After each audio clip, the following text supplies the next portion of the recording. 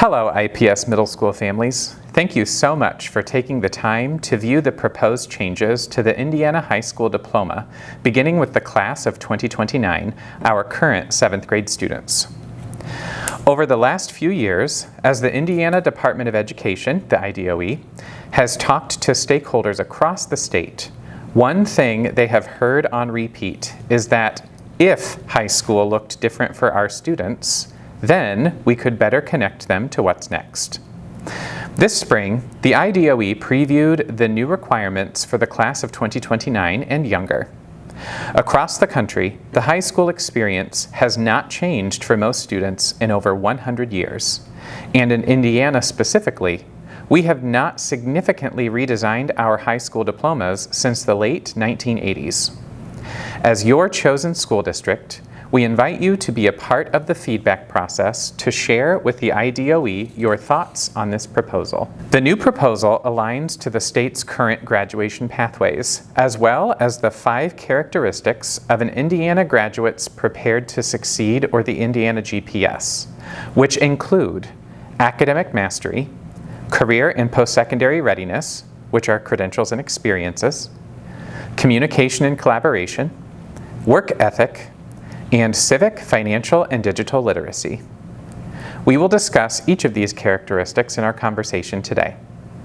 These are the 5 characteristics that Hoosier stakeholders consistently say are essential for all graduates, no matter where they live or what their path is for the future.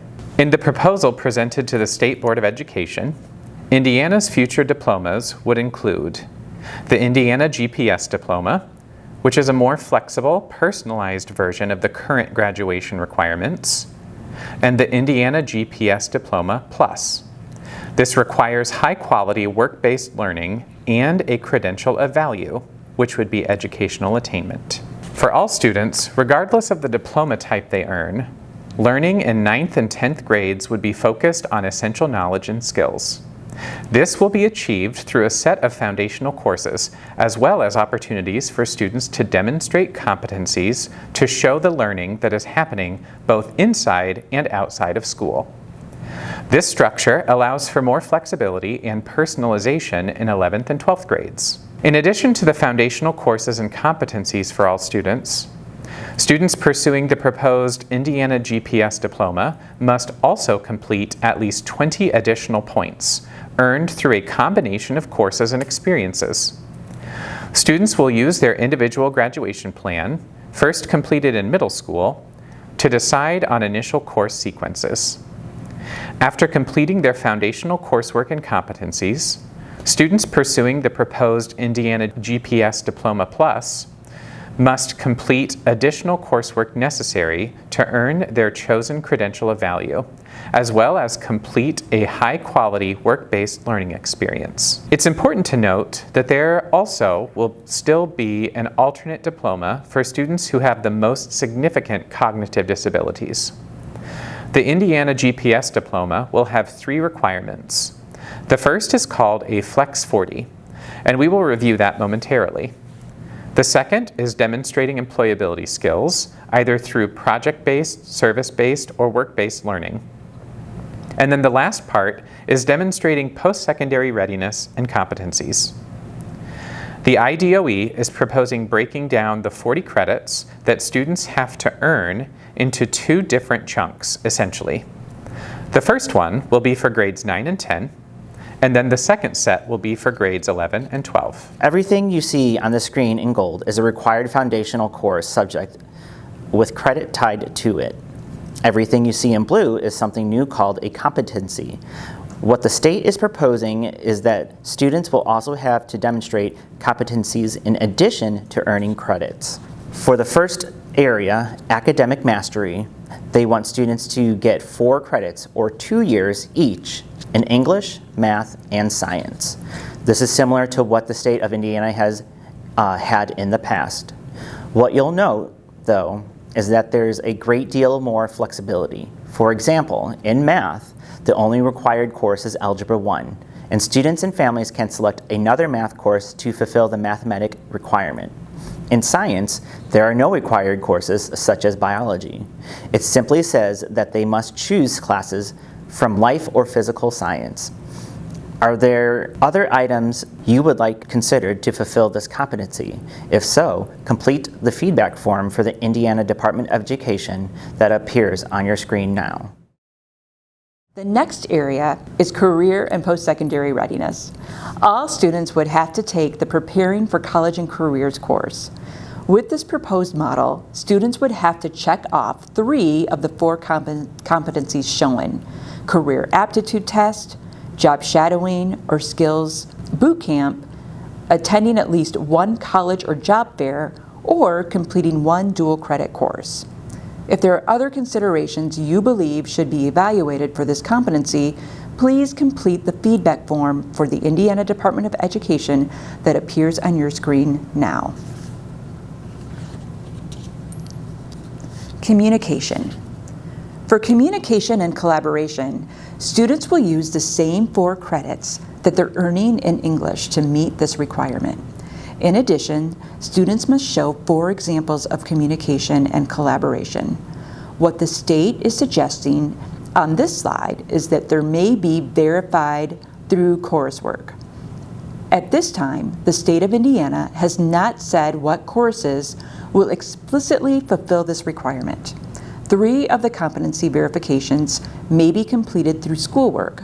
However, at least 1 competency must be verified externally. That means that the students would have to earn it outside of school.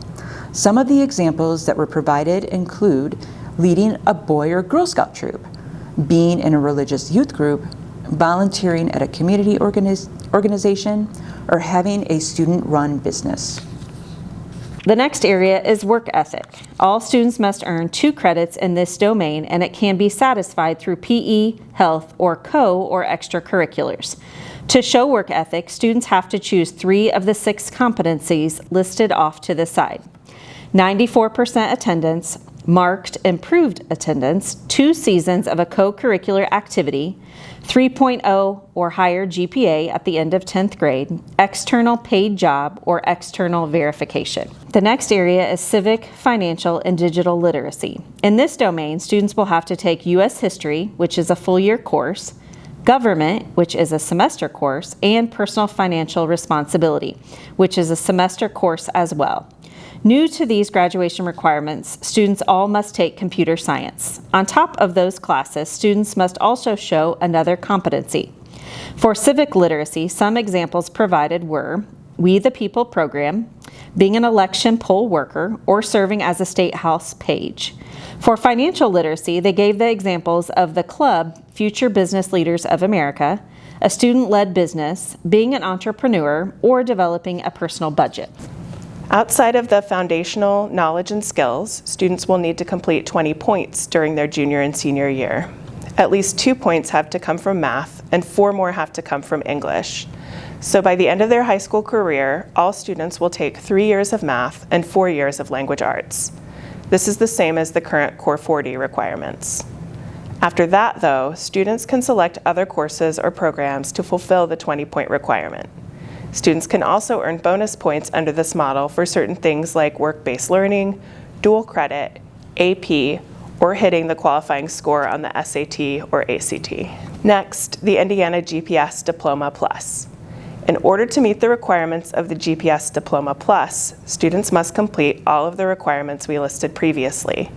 In addition, students have to have a work-based learning experience, and that would involve having a work-based learning class for at least 1 semester during their high school career. In addition to doing work-based learning, students also have to check off something from Component 3 that can include a credential of value based on CTE coursework.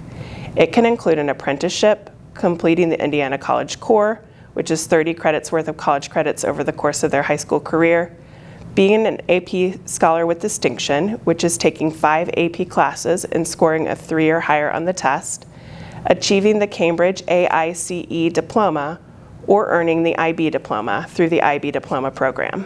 The timeline and next steps for this process are that we're currently in public comment period 1 and need feedback from you. The QR code that you can scan to give feedback is on the screen. The Indiana Department of Education will take the feedback they receive, revise their plans, and then put the new proposal out and have a second period of public comment in the summer.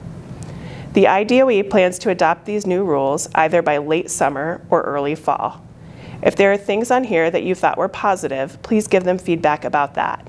If there are other things on here that you hope to see change, please give them feedback on that as well. Thank you.